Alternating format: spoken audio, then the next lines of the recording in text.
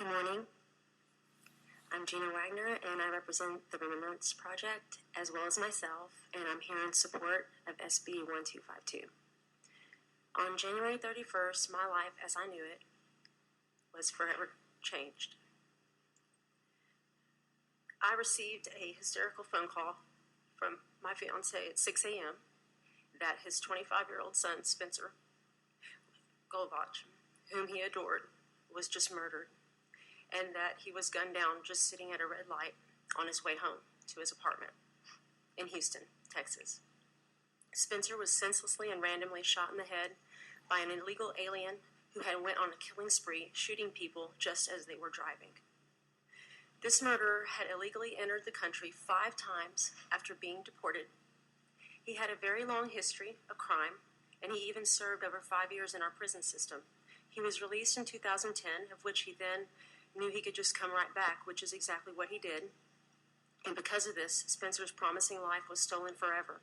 My fiance will never be the same as the man that I knew him as, and neither will anyone that knew Spencer. And we will live the rest of our lives in pain from this. I can tell you firsthand about the damage that this illegal murderer has caused myself and those that mean the most to me, and it's been completely catastrophic. In addition to this loss, I no longer feel safe in my own country. Now when I pull up to a red light, I have to look all around. And I mean, after all, if it happened to someone that I know and love, why could it not happen to me? I want existing laws to be enforced. I want to feel safe again, and for all of those around me to be safe, and for future lives to be saved. What happened to Spencer did not have to happen. Spencer's loss of life is just a prime example that we have not secured the border. This is a frightening reality that our border is not secured. As we have also just heard from the testimony today of the Border Patrol agent who just spoke. He confirmed in his daily experiences that this border is not secure. For this, I'm asking here today for you please to pass SB 1252. Thank you. Wagner, given the loss, a couple things I want to ask, but I want to do so very respectfully in loss of your son. How did you find out about the criminal history of the accused man that is accused of shooting your son? Was it from state law enforcement? Was it from media? Was it from federal law enforcement? How did you find out his background, that he'd come in 5 times? We found out from Wayne Dolcefino. Are you aware of who he is? He is a reporter, media. The media was able to inform you of the background of the accused in this case? Yes, he's a detective. So, a private investigator, rather. Okay. Was it somebody you had to hire to find out? Yes. You had to pay? We had to pay to find that out. Did you ask authorities that your taxes already paid for this information before? Yes. And we were not given the information. Is that information that is not subject to public open records? What was the reason you were given for not getting the information? He's right here. If you would, Mr. Golvach, if you want to go ahead and join us, and then that we need to have you on the record. If you state your name and Dan Golvach. I'm the father of Spencer Golvach. I had to hire Wayne Dolcefino. He was an investigative reporter for a major news station in Houston for the past 30 years. He's in the private sector now. No, we're not getting any cooperation from HPD or Harris County Sheriff's Department. They just don't want to answer our questions. They know some of the answers, but I'm finding out things. I can't tell you why Adrian Garcia and his sheriff's department don't want to answer. I can't tell you that. But did you ask any federal authorities besides city and county and state? Did you ask any federal authority? Wayne has gone to ICE, and he's had to try to get information out of them, and it's difficult. These agencies don't seem to communicate with each other very well, and it took us a while to actually, because there were so many Victor Reyes is using, the guy's using this name as an alias, that it took us a while to decipher which one it was. So that's part of the problem too. Let people come over here in masses and we don't know who they are. But yeah, I have to spend a lot of money instead of what my government's supposed to be doing for me on the state and city and federal level. I just had to do it myself. And it's not cheap. It's $200 an hour. Yeah. Thank you, Mr. Chairman. And I ask these with all due respect so we can learn and find out. But first you said he had committed multiple crimes. Did you learn what those crimes were? Could you tell us, please? Felonies of burglary, assaults, multiple assaults. The gun that he killed my son with, I found out again now that was a gun that was from a home burglary 2 months prior to my son's murder, and he had been deported 4 times and re-entered 5 times. So deportation doesn't mean anything. Had he been arrested for any of these, or yes, he had been arrested and released, caught and released, released? This next question, I hesitate to even ask it, but what is the disposition of him today? He's dead. He went on to kill another. After he shot my son, he went on to kill another young man, Juan Garcia, sitting at another red light, and then he killed 2 more people. Or no, he didn't kill him. He shot 2 more. He killed 2 people and shot 2 more people, and then a sheriff's deputy picked up on it and chased him down, and there was an exchange, and he was killed. Sheriff's deputy shot him. Okay. This is a picture of Spencer. That's my son. He played by the rules, worked 2 jobs, paid a lot of taxes, employed people, and this is what he got for it. This is what his federal government, he paid federal taxes. This is what his federal government did to him, did for him. Nothing. You said he spent 5 months in prison. 5 years, 63 months. 5 years. 3 months. What was the crime? What was that? It was a maritime, it's a federal prison. It was another assault. And that was what was his full sentence? I'm sorry? Do you know what was his sentence before he was released? 5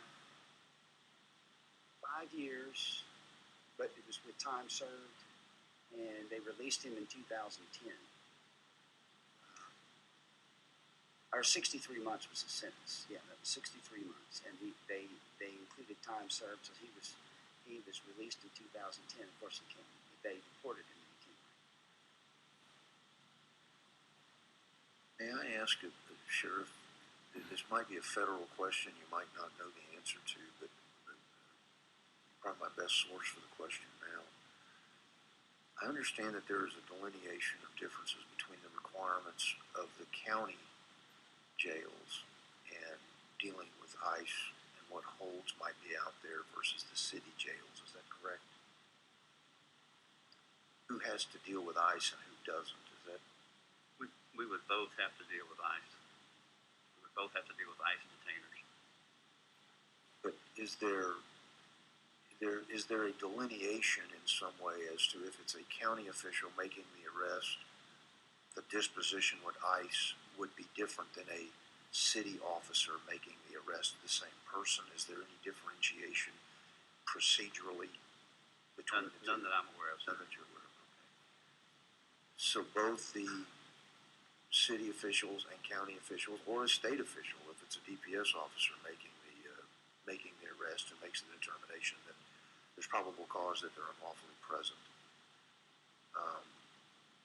does the city, county, or state official, they operate at the direction of ICE as to the disposition of that person, as to where to bring them for processing, where somebody from ICE would come to pick that person up for them to process at some other location, or what I think I'm hearing in most cases is that, particularly if there's a numeration issue, a threshold that you've not made, then that city, county, or state official would be told to release them, either before there's a hold or not. If they're told to hold on to them, then once the release is, or once that hold is vacated by a release, then they're now free to go as long as they haven't committed some other city or county or state crime. Is that a correct description that I've just laid out? And if not, would you correct my errors? Let me clarify. When state charges from the state penal code, when someone is charged and they're taken to, there's city jails here, which are not many here in Texas. Those are going to hold minor offenders. Everyone else is going to go to your Texas County jail, where your sheriff is in charge of that jail. So when those state charges are filed, and you have a criminal alien offender, ICE will come and put a detainer on them because of the state charge that has been filed, because they have no status here in the U.S. When those state charges are finished, then Texas law enforcement, those jails, we notify ICE that the state charges are done. You know, ICE has already put a detainer on them because of the state charge that's there. We don't have any kind of federal charges that are administered by the state. So when those detainers, when ICE comes and picks those, when they're supposed to come and pick those up, we notify them that there's a detainer, and they'll come and either pick that person up, or they'll notify us the detainer has been lifted and there are no federal charges. And that's where they're just released from county jails because the federal detainer has been released. And currently right now we have 48 hours. ICE has 48 hours to come when state charges are finished on a criminal alien. Then we have 48 hours. ICE has 48 hours to get there and either pick that inmate up on the federal charge, or what's happening with deferred action is a lot of those cases are being dismissed, and therefore a release from your Texas County jail. But with the definition of a city, county, state charge being finished isn't just the process of charging, but say it's a DUI, whatever that sentence is, months, whatever it might be, when the sentence is complete, whether it's measured in days, weeks, months, years, then that's when you go back to ICE for the disposition of the hold. That's correct. Other questions for any of the witnesses? Yeah. Well, let me follow. I know, Dan, I brought you up to expound on the question to Gina, to Ms. Wagner, but this isn't your. So I am going to ask you to remain, because I want you to be able to give your original testimony. But if there's any more questions from Senator Hall, then at that I'll let Ms. Wagner and Sheriff go. Yeah, mine just to follow up to make sure I understand. When you say that the county is finished, does that mean that they have decided not to prosecute, or they did prosecute and send him back to the county jail, or just exactly how you define finished? When a person is arrested and the prosecution of that particular case is finished, in other words, when the prosecution, whether the case may have been dismissed by a Texas prosecutor, by the district attorney's office, or it may have been given X amount of days in jail for Class B misdemeanor, Class A misdemeanor, or handled as a felony, as a state jail felony. Any of those prosecution, any of that is finished with state charges, then the federal hold, the federal detainer would come into play. Is there anywhere in the process that you actually determine whether they're here legally or not? That would be told when we're notified by ICE that there's been a detainer placed on a criminal alien. How do you know to notify ICE? That's done when an inmate is booked in, the fingerprint situation, the 10 print cards that are filed. That information there goes into the state database the DPS operates on. The federal authorities are also in on that information, and If we find out from some other means during the course of an investigation, if it's told us, or we find out by proof of something, some other way, that we have a criminal alien, we can contact ICE direct. If we suspect, and we're investigating a crime, a state crime, and we suspect that we have a criminal alien, we can contact ICE direct and give them the identifiers that we have, if we have those identifiers. And then they will do database check on their database that we don't have, and they'll let us know what they have, and then forthcoming from that point would be an ICE detainer. Okay. Thank you very much. Thank you. Thank you all for joining us today. Thank you. Thank you. Thank you so much.